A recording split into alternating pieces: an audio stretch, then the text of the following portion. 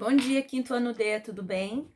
Bom, aqui estamos nós, começando mais uma semana das nossas aulas online, né? Das nossas aulas interativas. E hoje, nessa semana do dia 11 de maio a 15 de maio, a gente vai dar sequência com a nossa rotina de atividades, tá? Hoje, na atividade do dia 11, nós vamos fazer a atividade número 4 do caderno Aprender Sempre de Língua Portuguesa e também a atividade número 4 de matemática do caderno Aprender Sempre. Vamos lá? Lápis, borracha e caderno na mão. Vamos lá. Atividade 4. Treinando a síntese dos textos de divulgação científica. Na atividade 3, você fez uma síntese de um texto de divulgação científica. Agora você vai conhecer um pouco sobre o mico-leão da cara preta. Você já ouviu falar dele? Vamos lá, então, a gente vai fazer uma leitura colaborativa e nós vamos depois realizar a atividade, tá? Mico-leão da cara preta. O mico-leão da cara preta foi descoberto em 1990, na ilha de Superagui, no Paraná. Então, é bem recente, só faz o que? 30 anos que esse animal, esse primata foi descoberto, tá? Essa espécie tem o corpo dourado e a cara preta. Claro, só poderia ser preta. Seus hábitos não são muito diferentes dos demais micos. Então, ele, apesar de ser uma espécie nova, tem os hábitos parecidos com os dos outros micos, tá? Eles costumam viver em grupos familiares com cerca de 5 indivíduos, que em geral incluem um casal em idade reprodutiva e seus filhotes de diferentes gestações. Das 4 espécies de mico-leões, o da cara preta é que se encontra mais seriamente ameaçada de extinção devido à caça, ao tráfico de animais, à fragmentação e à perda de áreas de Mata Atlântica. Fonte Ciência Hoje das Crianças, julho de 2003.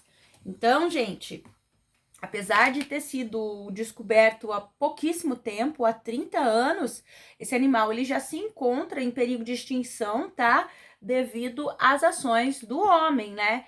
Devido à caça, muita gente caça esses bichinhos e daí depois vendem ilegalmente como animal de estimação, né? Animal exótico, perda de habitat, né? O desmatamento, e o animal ele não tem a área onde ele pode sobreviver, e eles são pequenos, eles são frágeis, são aqueles macaquinhos menorzinhos, sabe? Eles são bem frágeis. Então, assim, a ação do homem, a ação destruidora do homem à natureza, ao habitat desse animal, faz com que ele esteja seriamente ameaçado de extinção, apesar de ter sido descoberto há tão pouco tempo, tá? Então, é uma pena isso.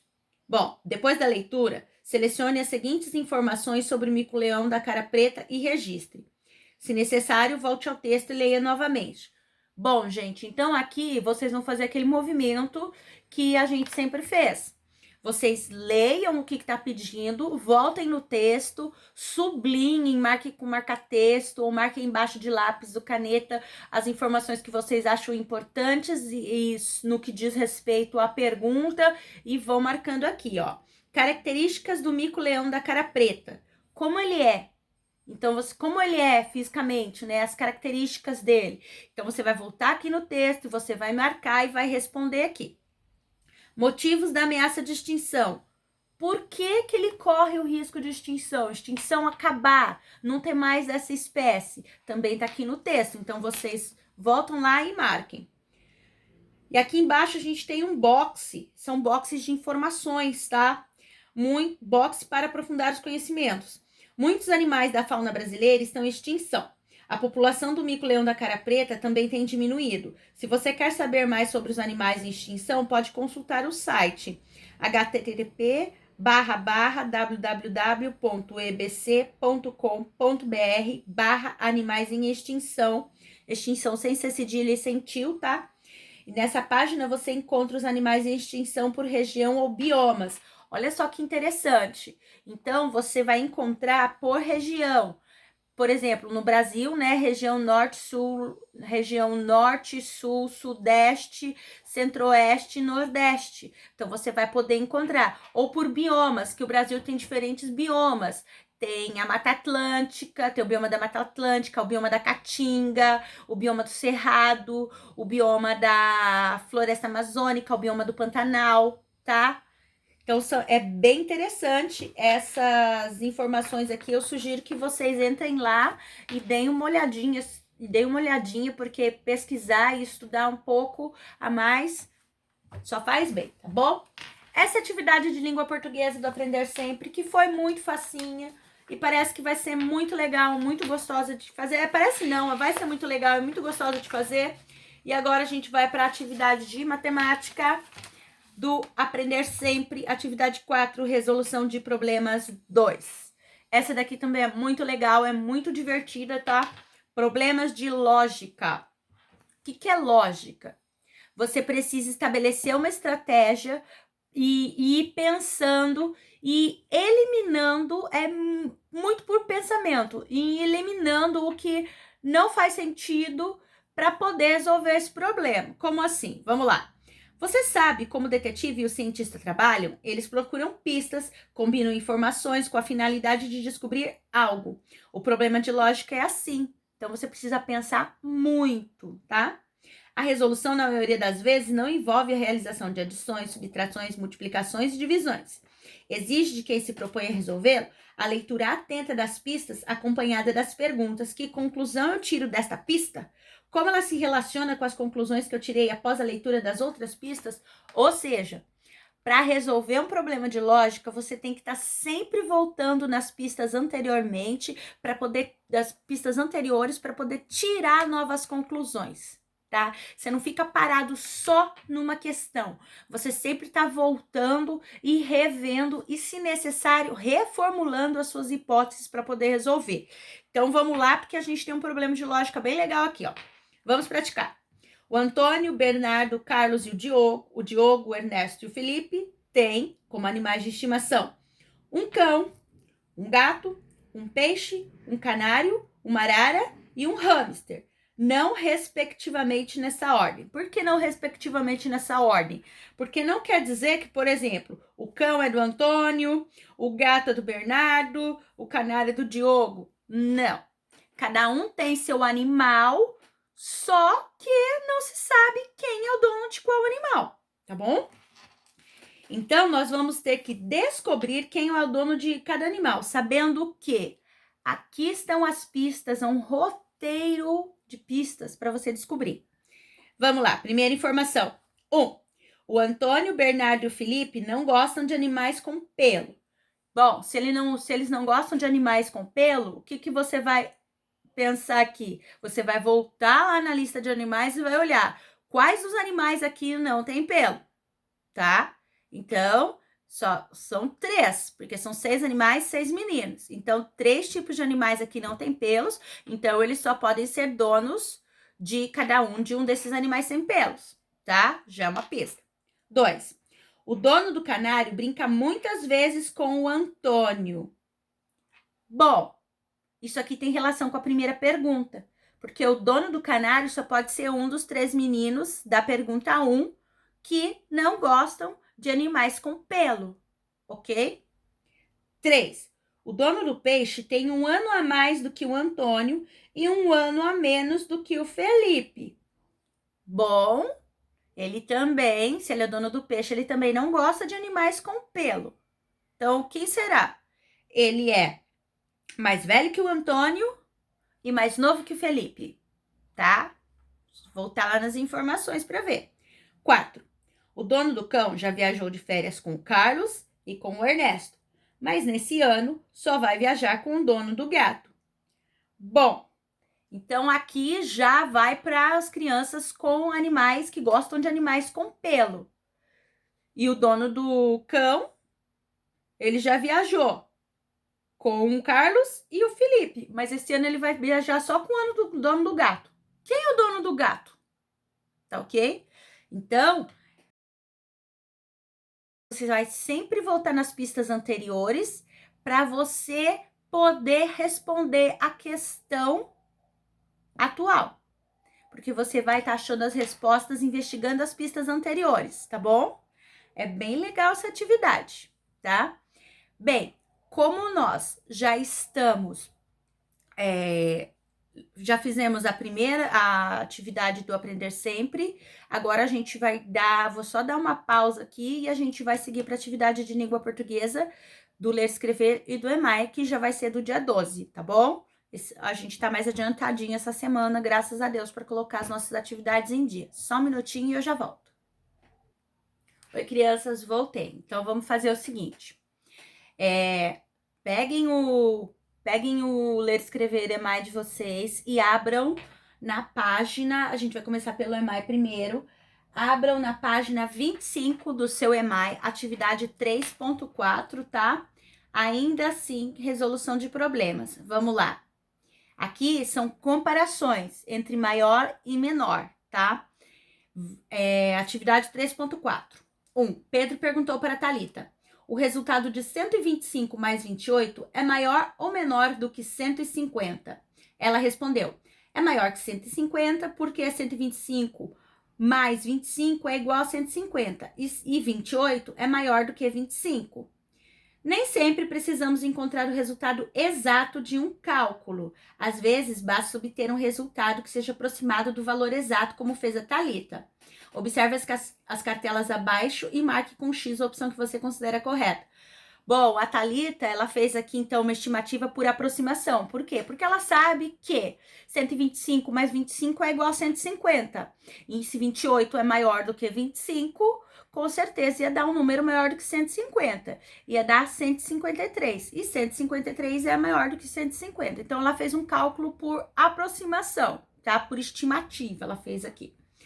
Então, ó, observe as cartelas abaixo e marque um X com a opção que você considera correta. Bom, nós temos aqui vários problemas e vários cálculos e aqui é maior do que 160, é menor que 160, para vocês fazerem as comparações. Então, nós temos aqui 125 mais 38. É maior que 160 ou menor que 160? E tem um quadradinho aqui para você marcar do lado um X, se é maior ou menor. Só que para estar realizando essas atividades, você, para estar chegando à resposta, se é maior ou menor, você vai ter que realizar o cálculo, tá? Então, você vai realizar todos esses cálculos e vai marcar aqui do lado. É maior do que tanto? É menor do que tanto? Tá? Essa atividade aqui não tem segredo, é uma comparação do valor do cálculo que tá aqui em cima, se é maior ou menor do que o número que tá perguntando, e é só marcar o X, tá? Só que vocês vão ter que realizar todos esses cálculos aqui para saber, tá bom? Vamos realizar esses cálculos de cabeças, alguns dá, né, por meio de cálculo mental, ou vamos também colocar no papel, né? Vocês podem colocar no papel, no caderno, mas vamos deixar a calculadora de lado, tá bom, gente? Vamos nos esforçar para realizar esses cálculos. Bom, atividade 3.4 não tem segredo. Vamos lá para 3.5 então. A gente continua em resolução de problemas. Atividade 3.5 da página 26. 1. Pedro e Thalita, para calcular 189 mais 65, usaram os procedimentos registrados abaixo. Olha o que o Pedro fez. Pedro fez uma decomposição. Ele fez 100 mais 80 mais 9, mais 60 mais 5. Gente, o Pedro ele fez uma decomposição. Ele separou a centena da dezena e da unidade. E depois ele fez a mesma coisa, né? Com 65. Separou a dezena e a unidade. Então, ele colocou aqui embaixo. Unidade embaixo de unidade, dezena embaixo de dezena, e como não tinha aqui um outro número para colocar embaixo da centena, ele colocou aqui o sinal de mais. E ele fez todas as somas, ó. 9 mais 5 é igual a 14, tá? 80 mais 60 é igual a 140. 100 mais 0, né? Repetiu aqui 100.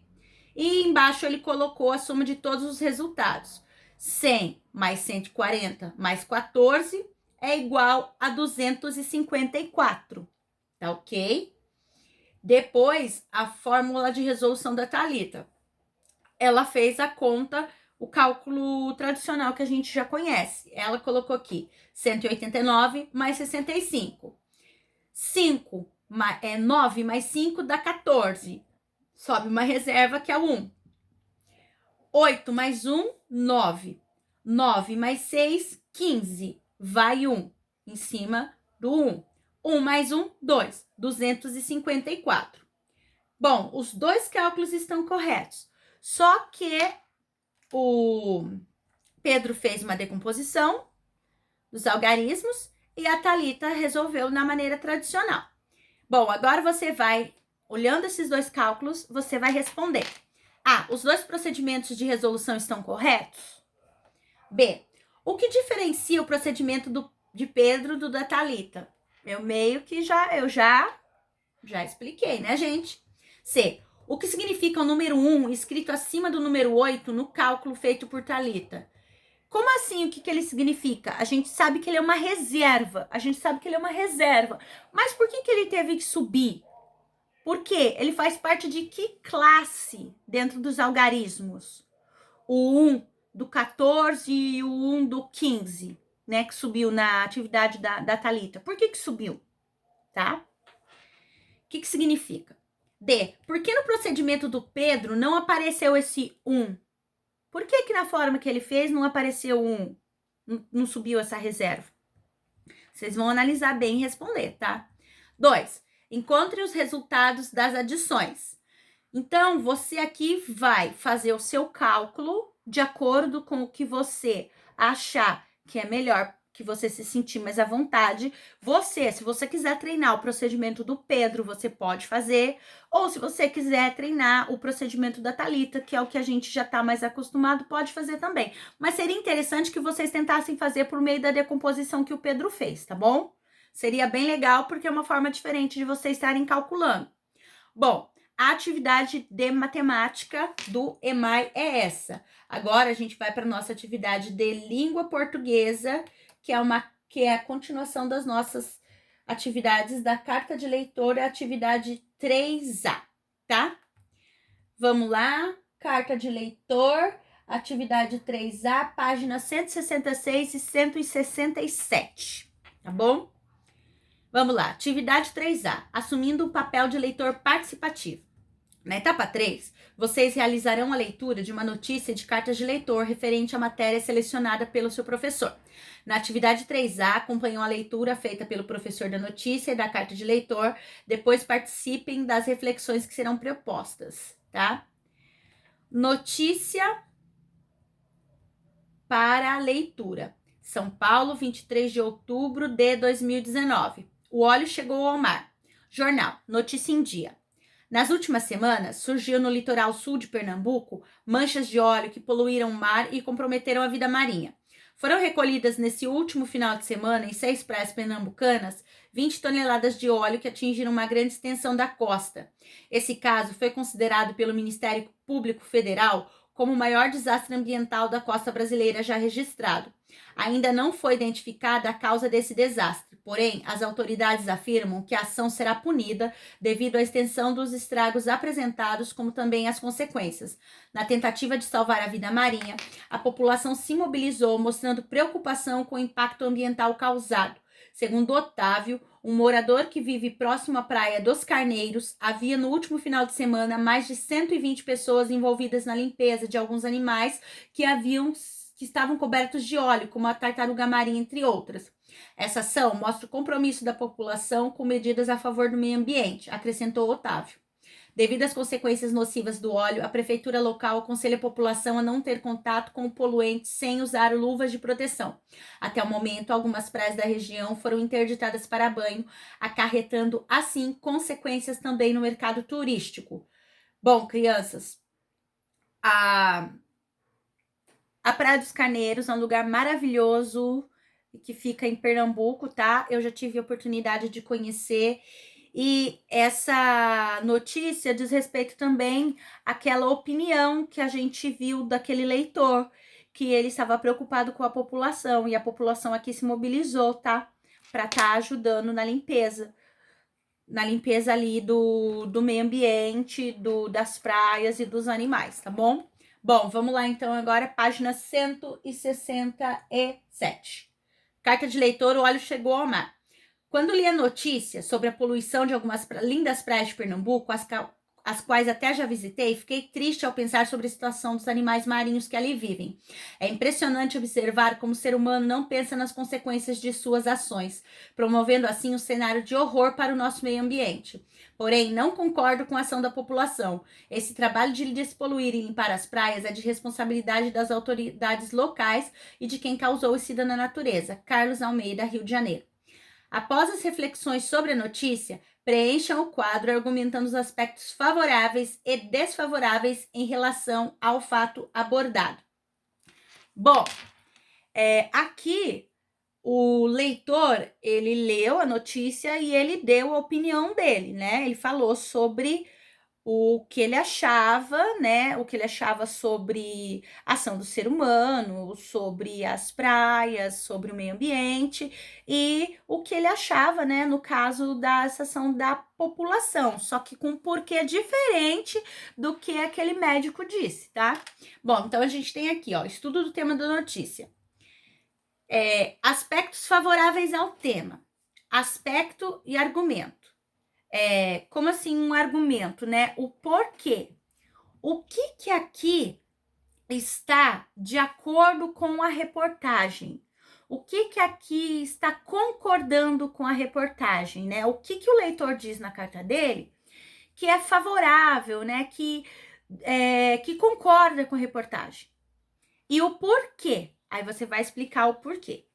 Só que da mesma forma que essa carta ela tem aspectos favoráveis, ela também tem aspectos negativos, né? Onde a pessoa não concorda com alguma coisa que foi falado na reportagem.